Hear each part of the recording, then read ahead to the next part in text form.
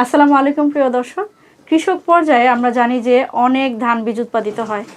আমাদের উপজেলায় একজন কৃষক রয়েছেন যিনি প্রত্যেক মৌসুমে ধান বীজ উৎপাদন করছেন এবং সেগুলো বিভিন্ন জায়গায় সরবরাহ করছেন।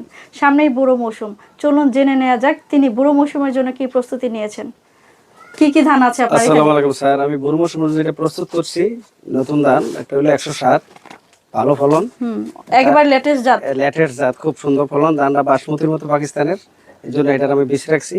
গত বছর যাই পাইছি বীজ রাখছি। আর এটা আছে 102 দেখা যাচ্ছে। 102 স্যার, খুব উন্নত ফসল হয়, শতকে মন হয় ধান, আমরা কৃষক পর্যায়ে পরিচিতি। তারপর এটা আছে স্থানীয় বীজ স্যার, জিরা ধান, চাল খুব ভালো খাইতে, এই জন্য এটা কৃষকরা চায়। তারপর এই পাশে আছে স্যার 100 ধানও খুব ফলন ভালো, এই বছর খুব ভালো ফলন দিছে, কাঁচা প্রায় 28 মণ হয়েছে কানি ক্ষেত। এই পাশে আছে স্যার এই 102 আছে, এদিকে আছে স্যার 104, আমার আছে আরো রড ধান, এই রডটা হইলে এটা সামাজিক ধান, আর 108 ধান আছে। দেখা যাচ্ছে যে আমাদের আধুনিক বা উপসি যে জাতগুলো আছে সবগুলো জাতই আপনি আছে স্যার, মোটামুটি আছে, উৎপাদন আছে। করেছেন এবং সেগুলো সংরক্ষণ করছেন জি স্যার। পরবর্তী মৌসুমের জন্য। জি স্যার। ধন্যবাদ আপনাকে। জি, আসসালামু আলাইকুম।